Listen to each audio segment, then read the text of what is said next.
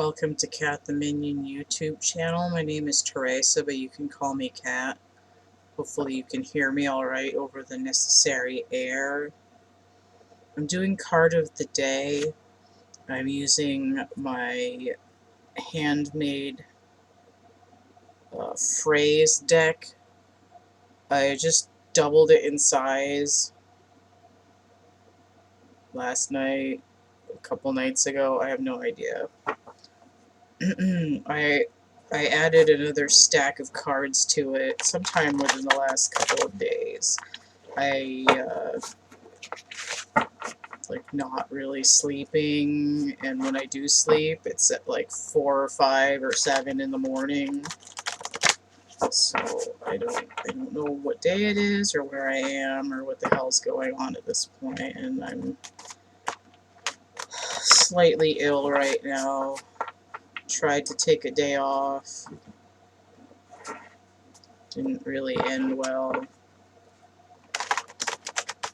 I'm currently awake, so I'm bored and I'm tired of playing The Binding of Isaac and not beating another thing on it, so I'm going to do some work instead.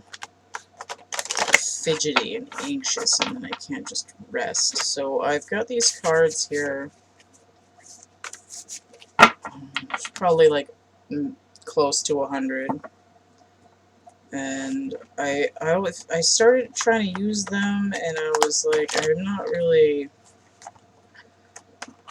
I feel like it was like the messages weren't really flowing, but I think I'm just critical of it, and because it's mine and I made it, and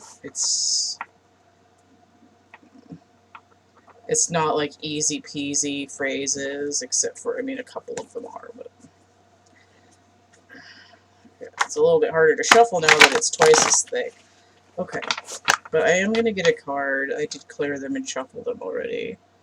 They're all different colors because I used the note cards that were left over because they came with envelopes that I bought for my chapbook packs.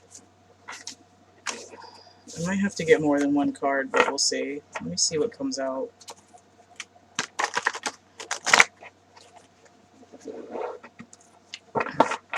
The new cards are still sharp on the edges. I did cut the corners so they'll be round, but they're still sharp right now.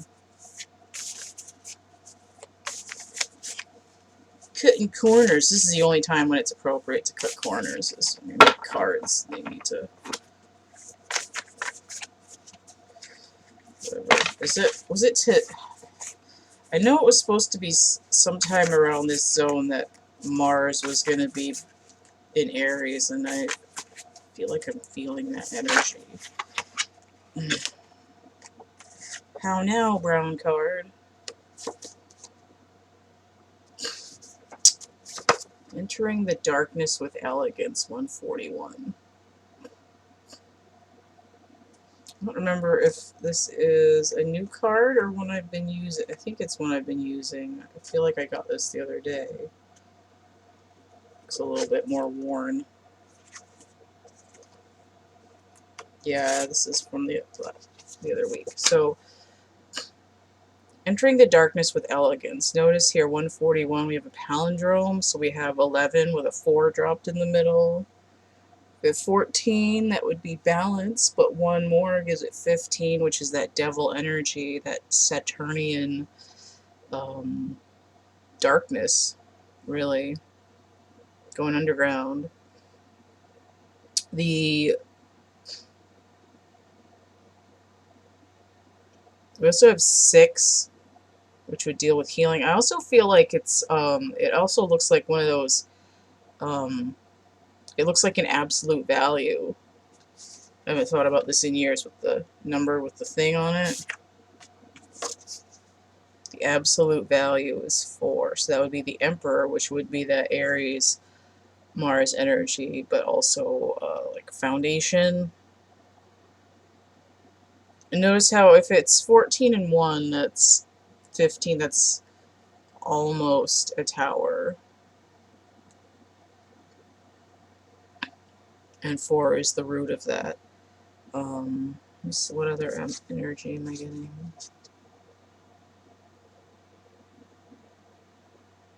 100, 41,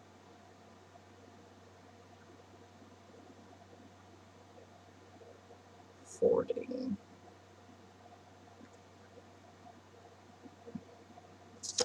Okay. So I can't afford to ignore shadow aspects this time. You know, it's like, I'm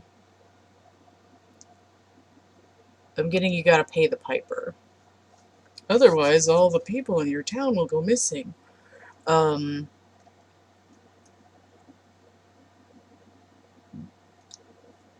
also getting a little bit of Hollywood and Mannequin. It's like, Mama, put the coins on my eyes because I don't believe what I'm seeing.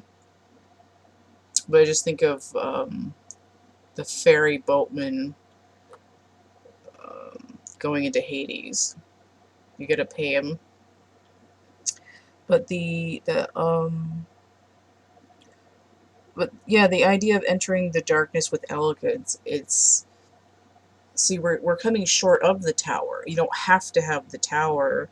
You don't have to have your whole world explode in front of you if you willingly and willfully do your shadow work. So that's what this card is talking about here. Absolutely repairing your foundation. What's the bottom of the deck here? Oh, here we go. I'm not surprised. This is another card from the other week. I'm going to hold up the whole stack because it's pretty thick. So we have the Master of the Hunt. Resources, gets what they seek, associated with nature, crown chakra, and Emperor in Pentacles. Okay. So we have 12 and 9 here, 129.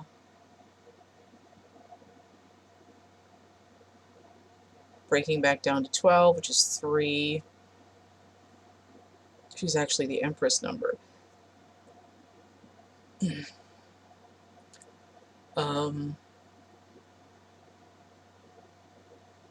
Completion, and then the High Priestess.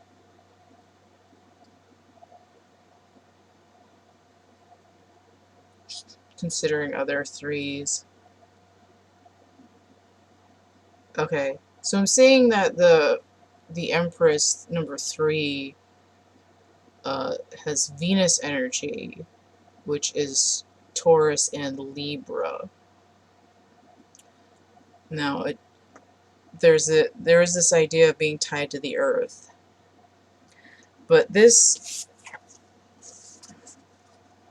here, the absolute value of the Emperor energy, with this Mars and Aries energy, it does have to do with allocating resources. The Master of the Hunt is,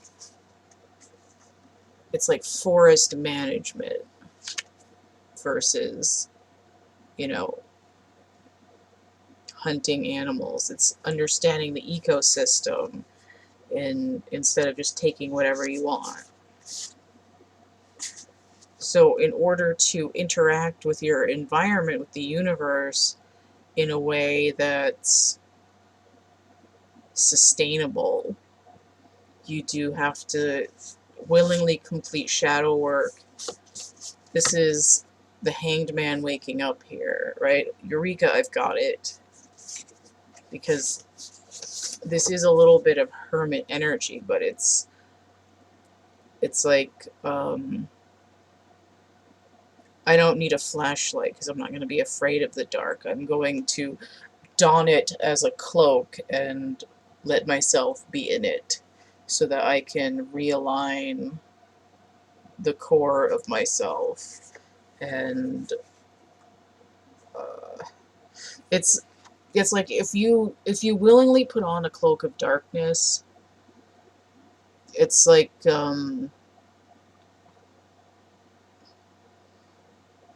it's kind of like I'm wearing the outfit, it's not wearing me. That's the kind of energy that is. So if you want to wear your darkness in a way that's becoming, that so that it doesn't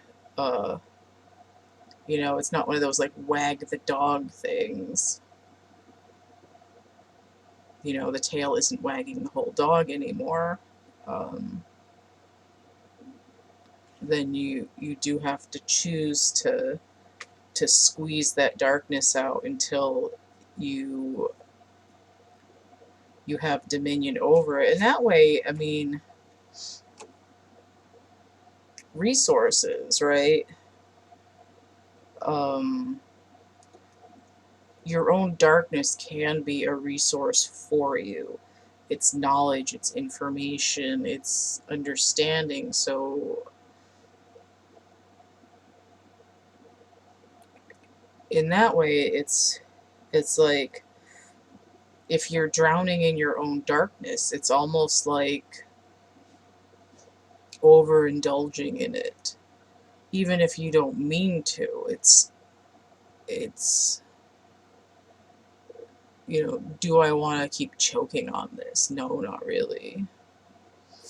I know it's not always that easy, but if it's something that, if your darkness is literally a physical addiction, but it's this idea that there's usually some kind of emotional wounding involved in darkness, and it can do with the root,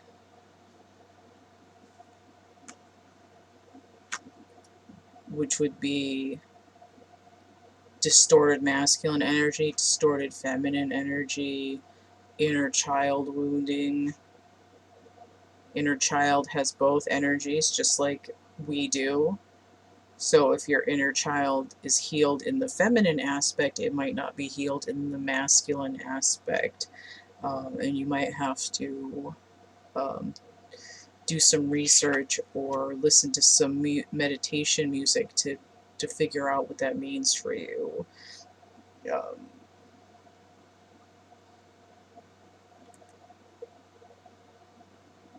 And I want to say, like, it might even be as simple as going out and get up here on my shelf.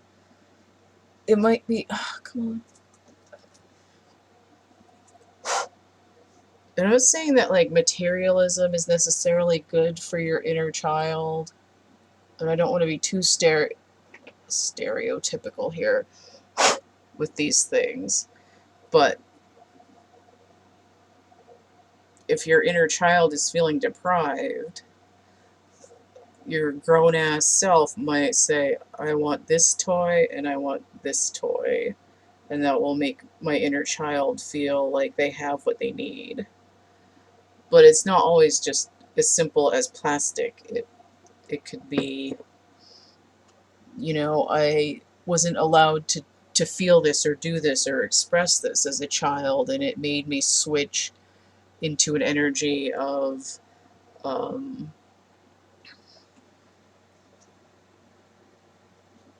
you know, hyperactivity or manic creativity in order to cope. So those are the kinds of things that could be involved in that. So I'm going to leave it there. And if you want to get a reading, you can hit me up. thecatcamebackatcamp@gmail.com. Oh my god, these... I have really bad abdominal cramps with whatever this illness is that I picked up this week. Okay. And it's not Shark Week, so I know, so that makes it a little bit more alarming. Alright, so we have, if you want to donate to my channel, keep this little ship running, that's paypal.me/CATtheMinion. I also have Cash App and Venmo. It really hurts. I have actual art products that you can get. I have prints and merch and coloring books and some other crap available. A lot of it's psychedelic. You can check it out. I have a complete list of readings in the description box of my infomercial video and all this other contact points. That's going to be listed below this video again, or you can just email me there. meow meow at meow.com. Check out my playlists for some different kinds of things, and hopefully we'll see you later. Bye.